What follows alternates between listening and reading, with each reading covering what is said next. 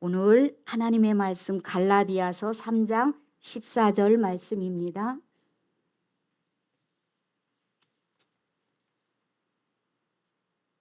신약성경 갈라디아서 3장 14절 말씀. 우리 다 함께 읽을까요? 한 절밖에 안 되니까. 갈라디아서 3장 14절입니다. 이는 그리스도 예수 안에서 아브라함의 복이 이방인에게 미치게 하고 또 우리로 하여금 믿음으로 말미암아 성령의 약속을 받게 하려 함이라. 아멘. 오늘의 제목을 아브라함의 복이다 이렇게 정해봤습니다. 어느 분의 결혼식에 갔을 때의 일입니다. 주례하시는 분의 주례사가 결혼하는 집에 어떤 가문에 대한 소개를 아주 장황하게 설명하는데 들어보니까 대충 이런 내용이에요.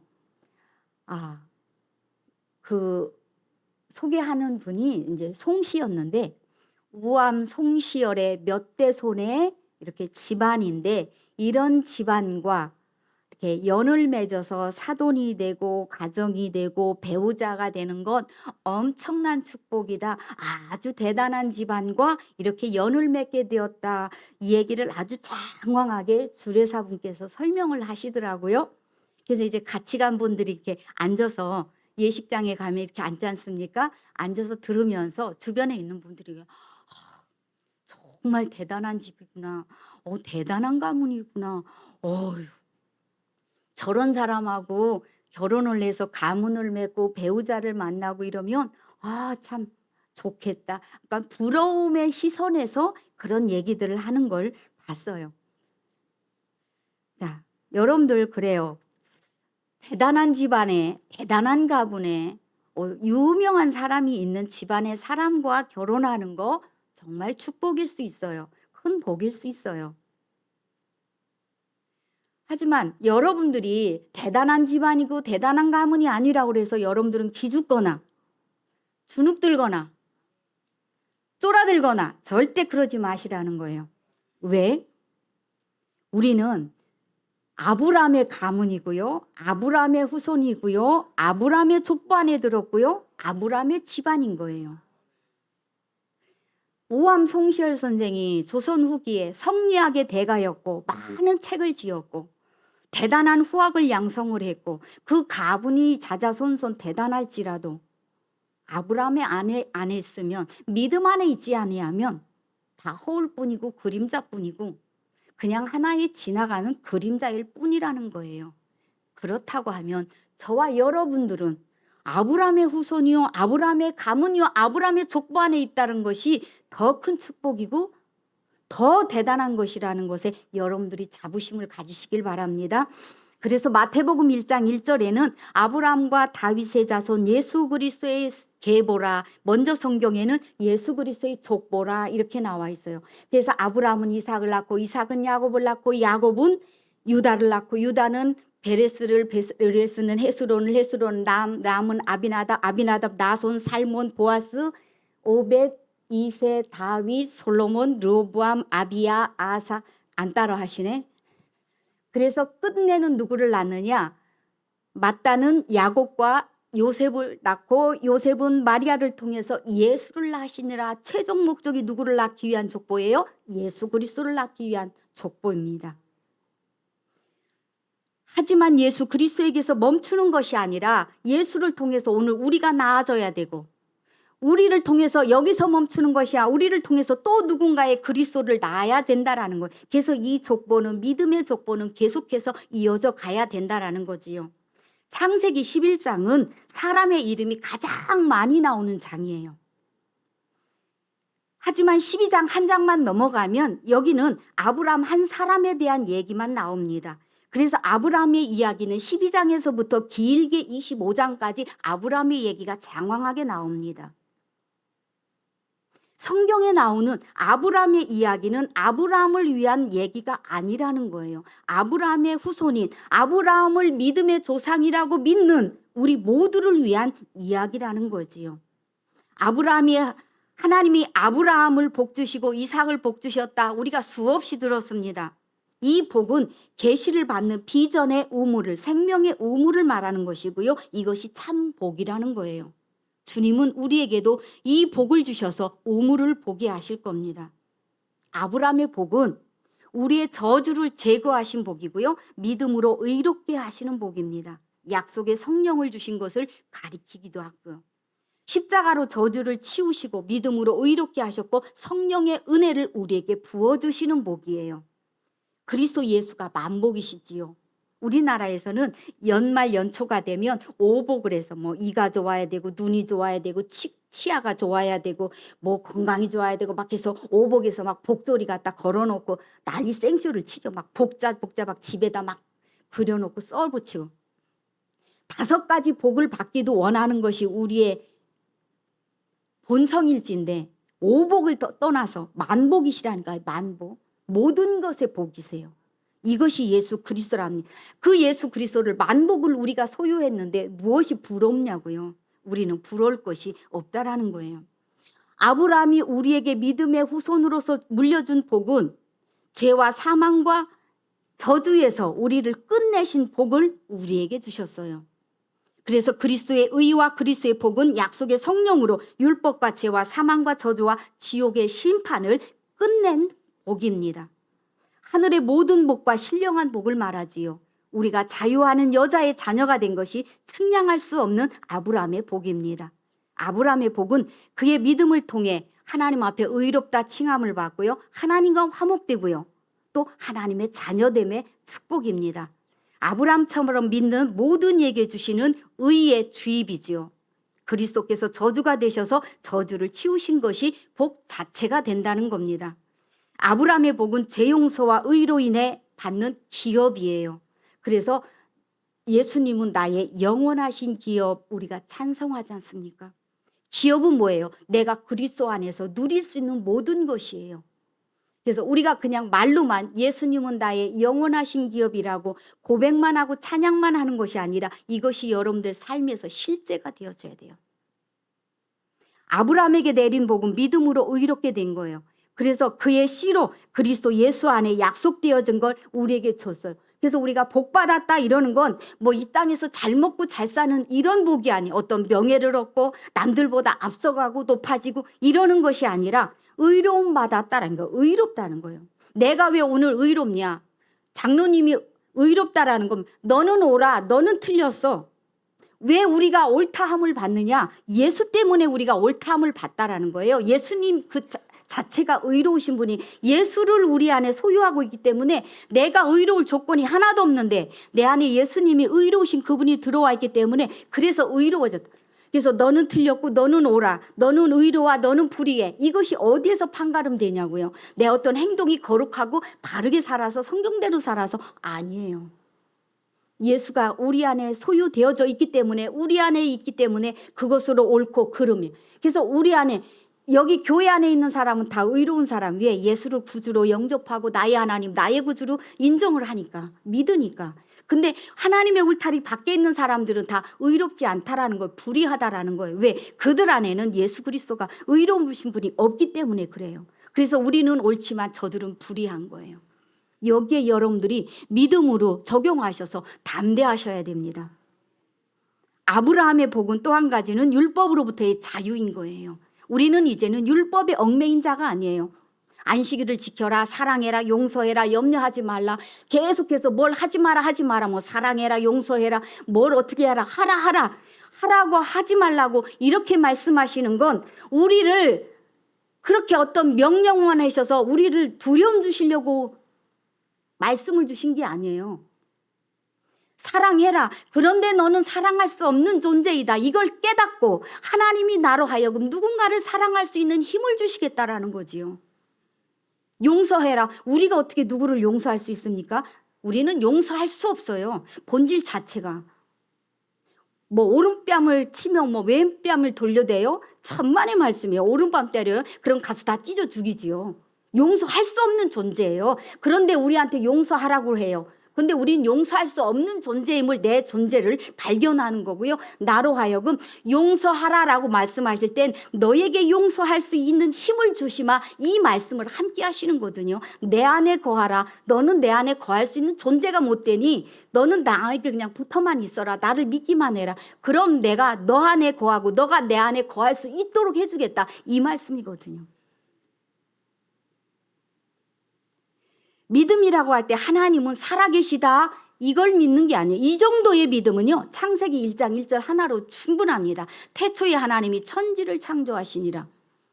이것으로 충분해요.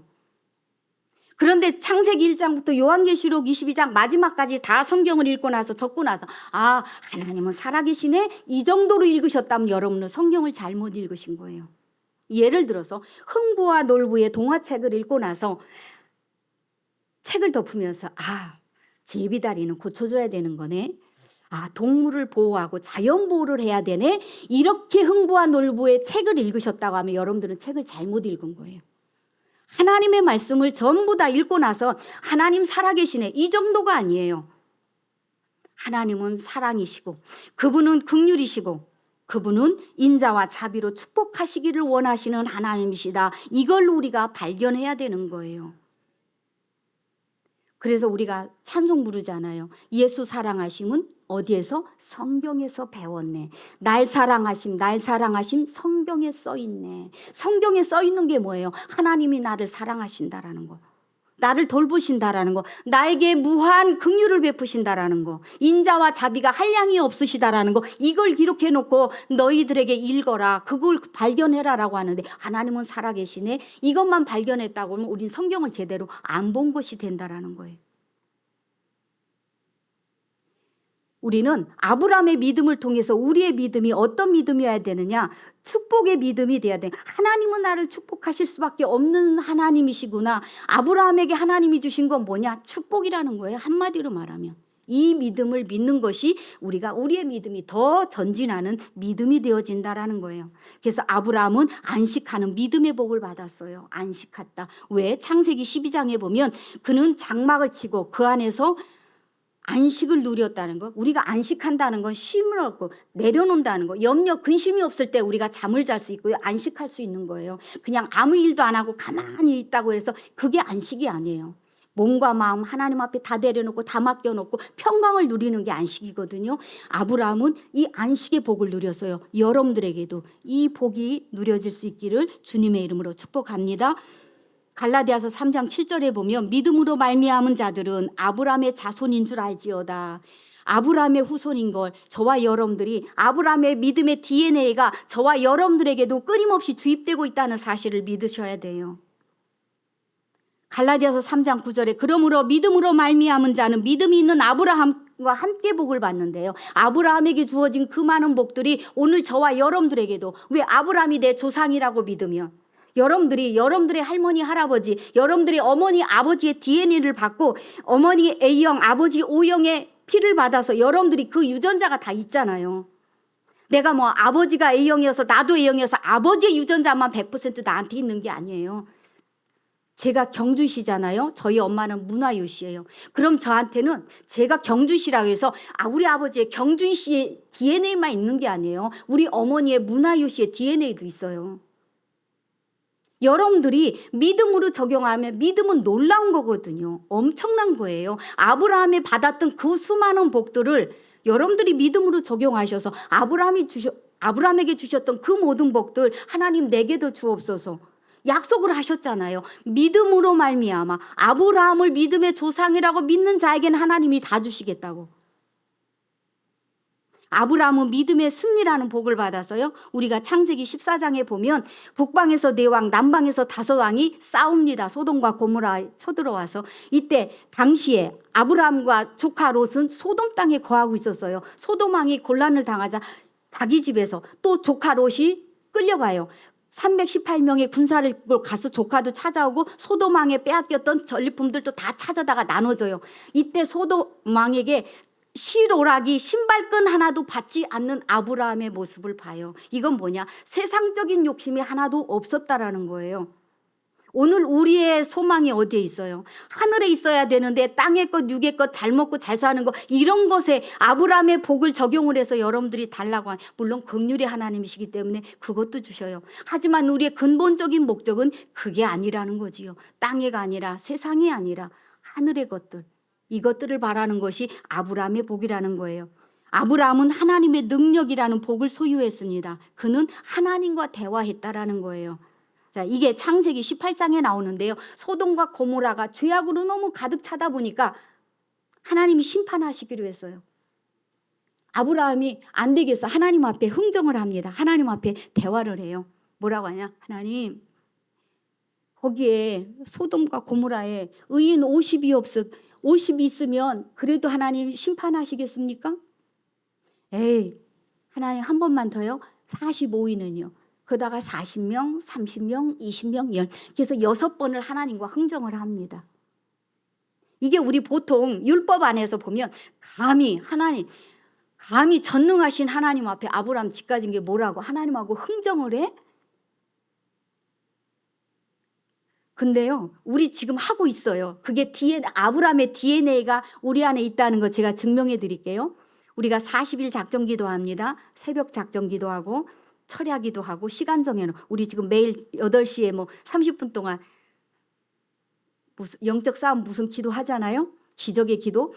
이거 다 아브라함의 DNA가 있다라는 거예요.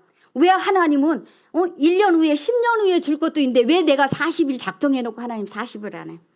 내가 철야하는 동안에 새벽 기도하는 동안 하나님 응답 주세요. 응답 주세요. 떼쓰는 거예요. 여러분들 안에 아브라함의 DNA가 있다는 게 증명이 되지요? 근데 희한한 건 발견하는 게 뭐냐면 6번이나 그랬어요. 50인, 45인, 40, 30, 20이요. 근데 한 사람 의인이 와야 되거든요. 한 사람 의인, 예수 그리스도가 오셔야 그 모든 것 해결하시는데, 그래서 아브라함은 10명까지 묻고 거기에서 끝내버려요. 그리고 소돔과 고모라는 물로 심판을 당하지요.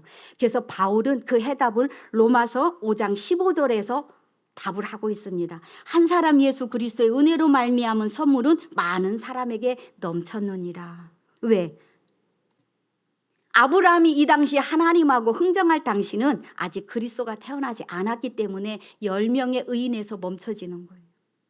그리스도가 우리 안에 태어나야 구원이 이루어지는 거예요. 우리는 이미 그리스도가 우리 안에 오셨어요. 우리 안에 날마다 내주하고 계셔요. 그래서 이 복을 우리는 사용을 해야 돼요. 하나님, 뭐 50인, 45인 뭐 이렇게 했네. 이제는 하나님, 내 안에 예수가 있잖아요. 그래서 우리는 답을 이미 알고 이미 싸움에서 우리는 이겨놓은 싸움, 이겨놓고 우리는 나가서 싸우는 거예요.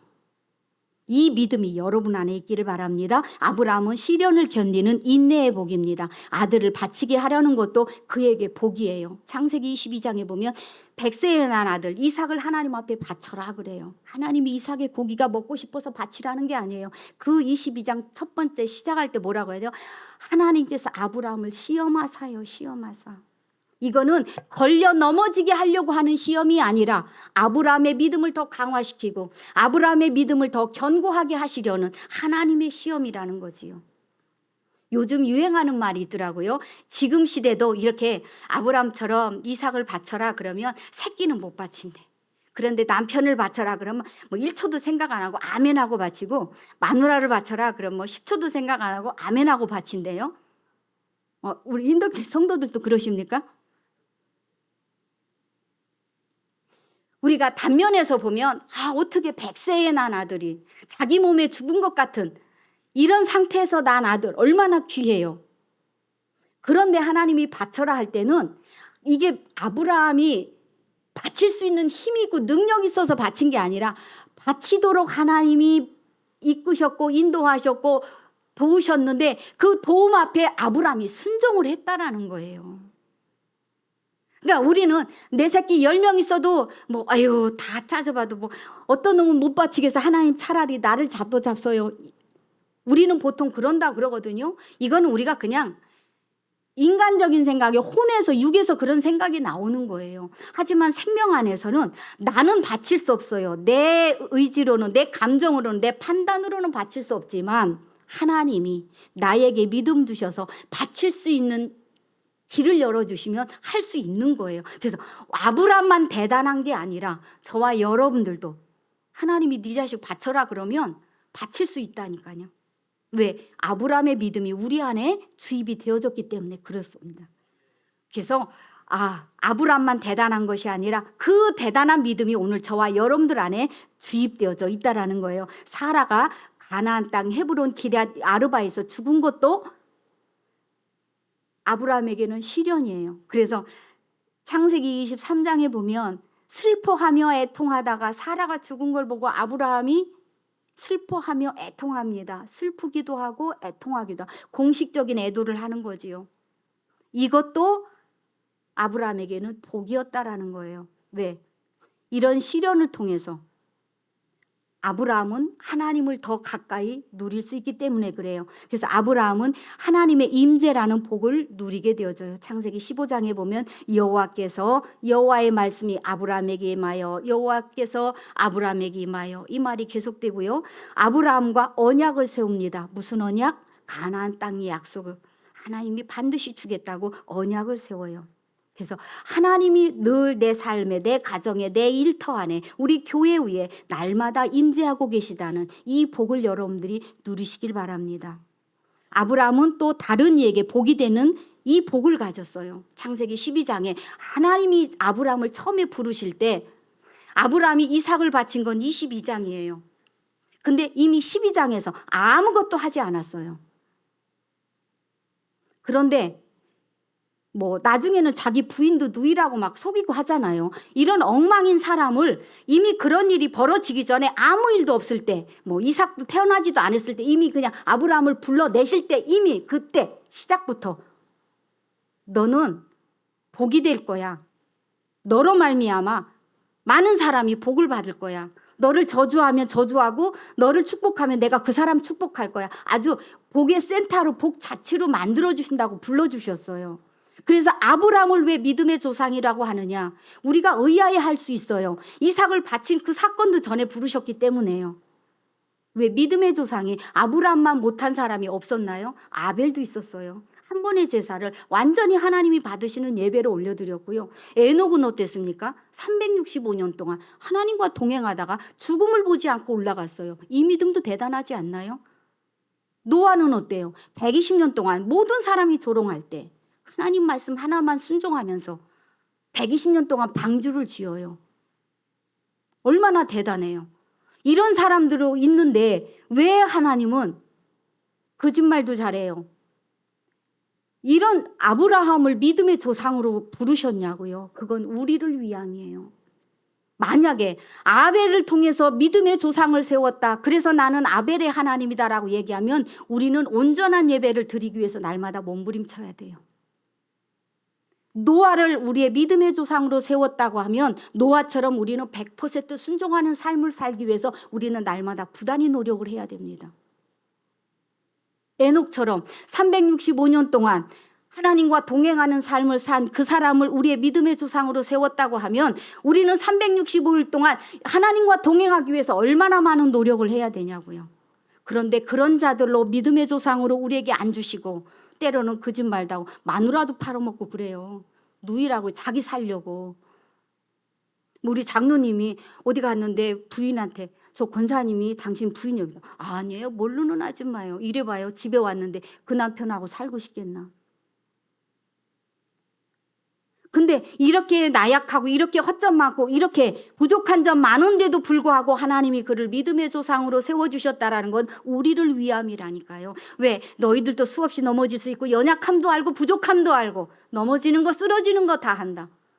그럼에도 내가 그를 믿음의 조상으로 세워서 하나님이 엄청난 복을 주시고 그에게 받았던 그가 누렸던 복을 너희들도 똑같이 누릴 수 있도록 하시겠다. 우리를 위함이에요. 우리를 위함.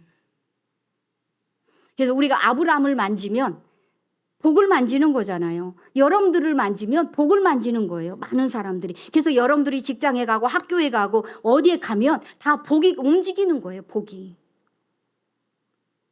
그래서 옆에 분을 보면 오늘도 복덩이가 와서 앉아 있구나. 상대방의 서로가 그런 거예요. 미움의 대상, 경쟁의 대상, 뭐 시기 질투의 대상이 아니라 복덩이가 와서 앉아 있다니까요.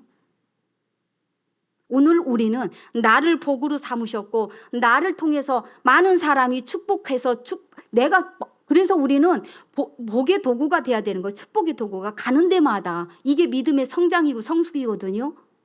가는 곳마다 다 세상도 나라도 민족도 지역도 많은 사람들에게 축복할 수 있는 사람, 이게 우리에게 부여하신 제사장권의 권세를 우리가 누리는 거예요. 여러분들은 교회 안에서만, 여러분들 가정 안에서 자녀들만 축복하지 마시고 나라와 민족을 위해서도 세계 열방을 향해서도 지금도 전쟁 가운데 피폐해져가는 전쟁터를 위해서도 여러분들이 수없이 축복을 하셔야 되는 거예요. 이게 오늘 우리를 아브라함으로 부르셔서 사용하시는 하나님의 은혜예요.